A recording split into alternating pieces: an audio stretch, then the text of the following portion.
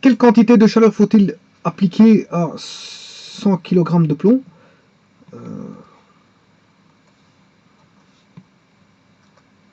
À 100 kg de plomb à 20 degrés Celsius pour le faire fondre. Donc le but de la manœuvre ici, c'est de faire fondre le plomb. Alors on connaît la chaleur massique du plomb, enfin on la connaît, elle est donnée dans l'énoncé, mais elle est donnée en kilocalories. Donc 0,03 kilocalories par kilo par degré Celsius.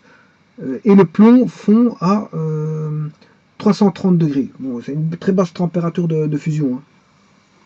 Le plomb, on sait le travailler, bon, le faire fondre à 300 degrés. Et la chaleur de fusion du plomb est de 5,3 kilocalories par kilo. Bon, ce qui veut dire que la température, bien, on a l'état. Quels sont les états que l'on va avoir?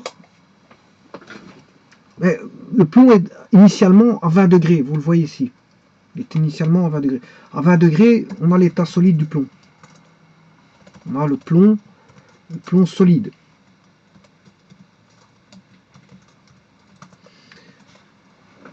Donc, il est solide de 20 degrés, enfin, de 20 degrés, voilà, jusque sa température de fusion. Et là, le plomb est solide avant transformation. Hein, et puis, tout le cours de sa transformation, de solide à liquide, ben, il va être solide plus liquide. Et puis après, il passera à l'état liquide, complètement.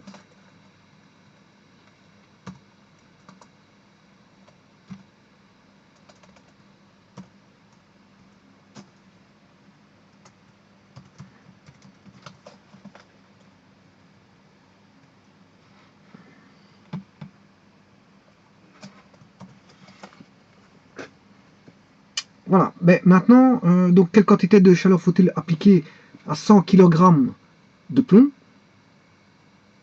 On connaît la masse. Plomb à 20 degrés pour le faire fondre complètement. Hein, on fait fondre complètement. Donc, il faut que toute l'énergie apportée des 0,03, des 5,3 kilocalories par kilo. Voilà, ça c'est pour faire fondre 1 kg. Hein. Bon, sachant qu'on en a 100. Il faut faire fondre tous les 100 kg. Et là, on va voir l'énergie nécessaire pour faire fondre les... Bon, tout d'abord, ce qui veut dire qu'il y a une chaleur de variation de température,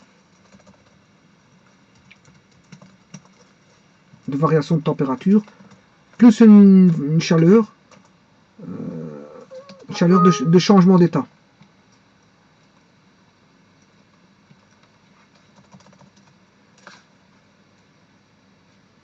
Plus une chaleur de changement d'état.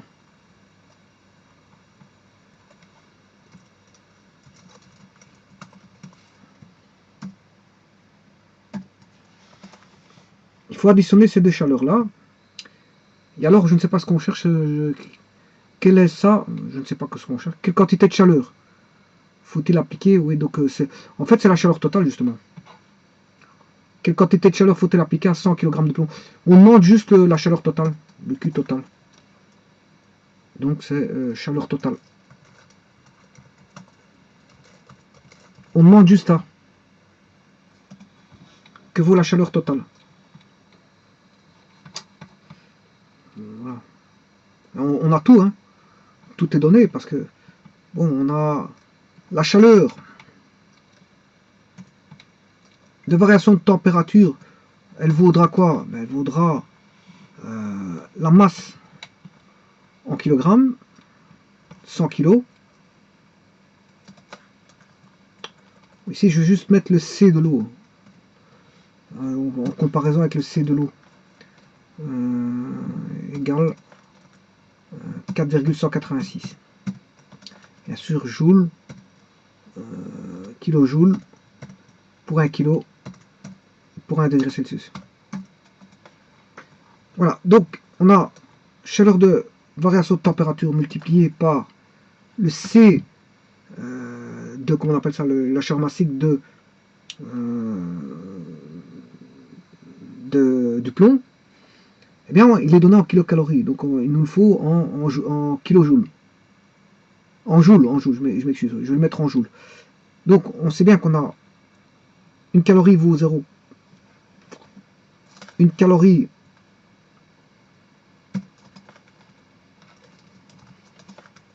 est égale à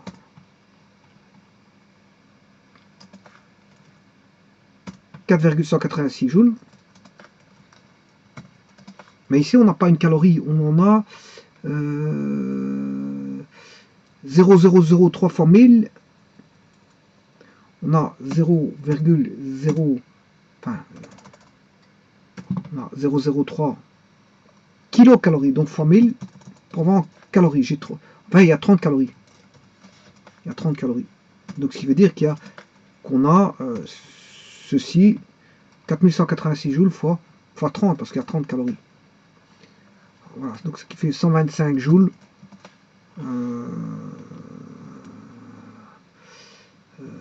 par kilo et par degré. On va voir le plomb.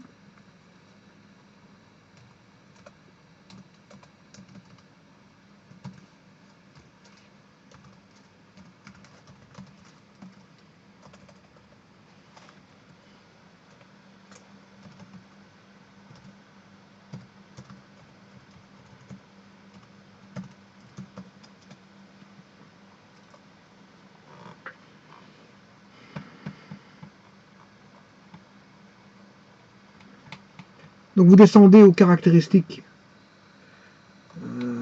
propriétés des matériaux. Vous cherchez la lettre P, plomb. Vous descendez au plomb, hein, PL, là le plomb PB. Et vous allez chercher les caractéristiques thermiques. Voilà. Alors, la chaleur latente de fusion 23, je ne l'ai pas encore calculé. Par contre, chaleur spécifique, 159. 159. 159. Par contre, ici, il a complètement disparu. Des écrans radar, comme on dirait. Voilà. On a combien? C'est égal à 0,03 fois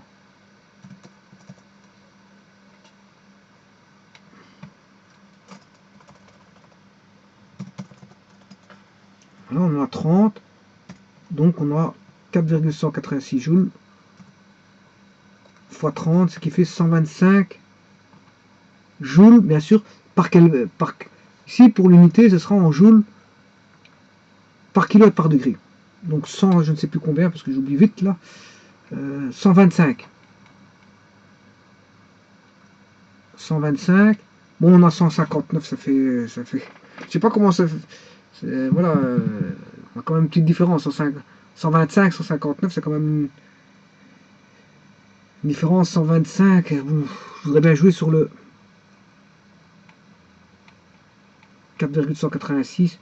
Bon, on va prendre 4,169.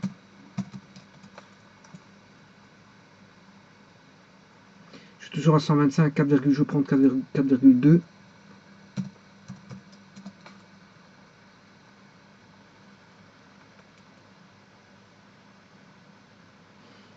Moi, je fais avec les valeurs qu'on me donne. Hein. Bon, je n'y peux rien. Enfin, qu'on me donne, que je retrouve dans l'énoncé. Pas qu'on me donne, mais que je retrouve dans les... Il se fait que bon, j'ai trouvé ceci dans l'énoncé. Je tape ça dans l'énoncé. Hein, voilà.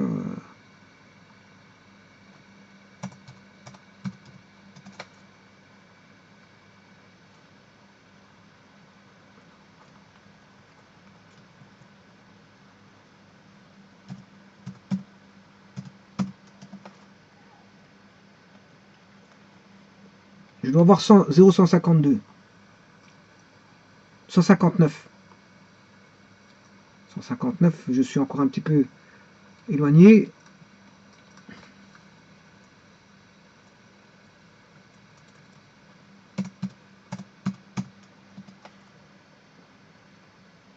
Voilà, ici j'ai 159, 0,7. En mettant 0,038. J'ai mis 0,038. à la place de 0,03, j'ai mis 0,038. Voilà. Alors maintenant, voyons voir la température de fusion du plomb, tant qu'on y est. Point de fusion 327,5. Ouais, 327,5. Bon, je vais mettre celui que j'ai ici à 327,5. Oui, 327,5, c'est 330. Ah, bon, on va mettre 327,5. On va être un peu plus précis. Voilà. Et chaleur de fusion, je vais la calculer ici. Ah, ou alors ici. Oui.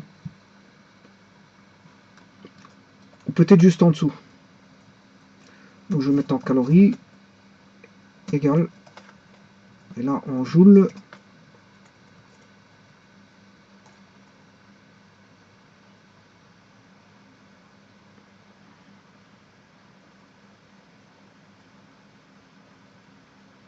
Là on a 5,3 fois 1000, 5300. 5300. Donc c'est égal à combien de calories? 5,3 comme on a fois 1000. Voilà, on a 5300 calories. Donc on a 4,186 fois 5300, ce qui fait 22 186 joules.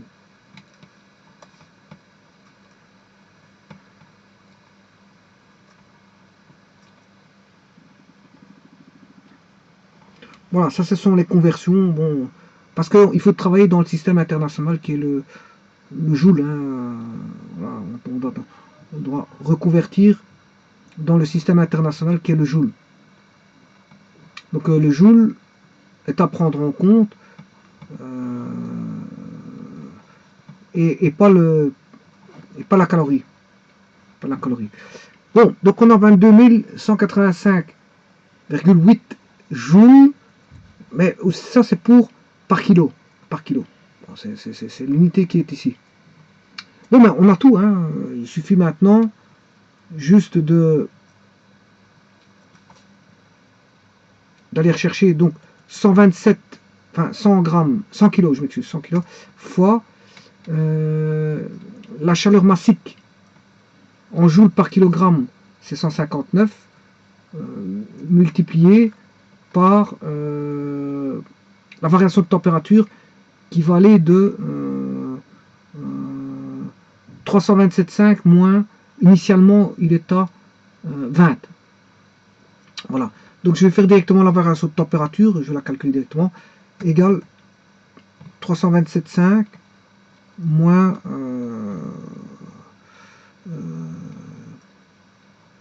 20 degrés Celsius. Voilà. Là on a et là je vais calculer directement. Attention qui va être en joules. Oui, parce que c'est 159 joules. 159 joules par kilo par degré. Si je multiplie par des kilos par degré, les kilos par degré se simplifient, il va rester des joules. Alors, on va calculer ceci. Donc c'est 100 fois 159 fois 307,5 voilà, joules. Voilà. Alors je vais mettre le séparateur de milliers pour bien apercevoir le nombre en le reculant pour voilà. Ça fait 4000 joules, 4 millions de joules. Rien que pour l'élever là de cette température, ça fait 4 millions de joules. 4 millions de joules. Bon, voilà. 4 millions de joules. Maintenant, je vais chercher la chaleur de changement d'état. Chaleur de changement d'état. Et ça, c'est l'état passage solide à liquide. Voilà. Donc, changement d'état, ben, c'est tout simplement la masse, la même masse de 100 kg, hein, 100 kg, multiplié par les 22 millions, enfin les 22 000, c'était pas 22 millions, c'était 22 185 joules, 22 185 joules, voilà. Et là, je fais ce calcul-là pour avoir en joules ceci multiplié par ceci, Voilà, je mets le séparateur de milliers parce que pour voir, bon, sinon la lecture, on risque de faire une erreur sur la lecture, et j'écarte ceci, 2 millions de joules, 2 millions de joules, 2 millions de joules. Alors, je vais travailler en mégajoules parce que c'est quand même, bon, c'est quand même grand, hein, 2 millions et 4 millions sont des grands nombres. Donc, je vais tâcher de chercher la chaleur totale. Ben, la chaleur totale, c'est la somme de chaleur totale qui est demandée. Quelle est la chaleur totale qui va être absorbée par le système, enfin par le plomb, pour être élevé de certaines températures à une autre et pour faire son changement d'état. Eh bien, je vais le mettre comme il est en millions. Voilà, je vais prendre ceci et je vais diviser par 1 exposant 6, c'est-à-dire par 1 million. Comme ceci, je l'ai en mégajoules. Voilà, plus celui-là, je vais diviser aussi par 1 exposant 6 pour l'avoir en mégajoules. Je fais la somme de celui-là, donc de 4 mégajoules, 4,8 mégajoules, plus 2,2 mégajoules, et j'ai 7 mégajoules. Voilà, et donc ça c'est la chaleur nécessaire, pour élever la température de 30 à, je crois que c'était 30, de 30 à la température de fusion, c'était 30 à 327, de 20, je m'excuse, de 20, élever la température de 20 à 327, ainsi que le changement d'état, connaissant la chaleur du plomb, chaleur massique du plomb et la chaleur de fusion du plomb. Donc ce qui veut dire que pour la chaleur massique du plomb, il faut faire une conversion, ainsi que pour la chaleur de fusion du plomb. Voilà. Alors ceci, c'est la chaleur latente. J'ai oublié d'aller voir 22 185 dans Goodfellow. La chaleur latente de fusion, c'est 23 joules par gramme pour 1 kg. Chaleur latente de fusion, 23 joules par gramme pour 1 gramme. Pour avoir pour 1 kg, on peut faire fois 1000, ce qui fait 232. 23 fois 1000, 23 000. 23 000, et ici il y a 22 000. Bon, 22 000, 23 000, on y est presque. On y est presque. 22 000, 23 000, 22 000, 23 000, on y est presque. Hein. Bon, des petites différences bon, par rapport aux tables sur Goodfellow. Bon, en tout cas, il y en a un qui va demander 22 000 fois 100 ou 23 000 fois 100 si vous voulez. Bon, si vous voulez la valeur dans les tables, vous prenez 23 000 fois 100 kg, ben, ça fait 2 218 000 joules, ce qui fait 2 mégajoules. Voilà, 2 mégajoules. Pendant que lui, le changement d'état prend 2 mégajoules, mais la variation de température en prend 4. Parce qu'en fait, là, on a 159,58 qui est la chaleur massique pour 1 kg. Chaleur massique pour 1 kg, 159, il est ici. Oui. Joules pour 1 kg, 159. Ici, normalement, je vais me rapprocher aussi. 5,3. Je vais regarder en mettant 5,32. Si je mets 5,32, j'ai 22 000. 5,4. 5400. 5600. 5,6. Là, il y a 23 000, mais ça veut dire, je vais regarder avec 5,5. 23 000, oui. Ce qui veut dire qu'on a 5, bon, si je mets 5,95. Non. 5,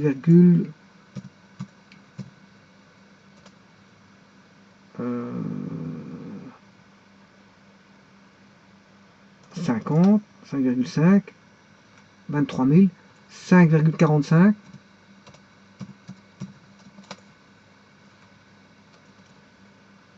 5,400, 60, 5,480. Voilà, on se rapproche de petit à petit. 5,490. Voilà. 5,495. Et là, j'ai 23 000. Voilà, 230 000. Voilà. Donc, je vais prendre cette valeur-là. Si je prends cette valeur-là, à ce moment-là, j'ai 2,3 mégajoules. Je reste à 7,19 mégajoules. Voilà. Donc, la chaleur là, totale vaut 7,19 mégajoules. Voilà.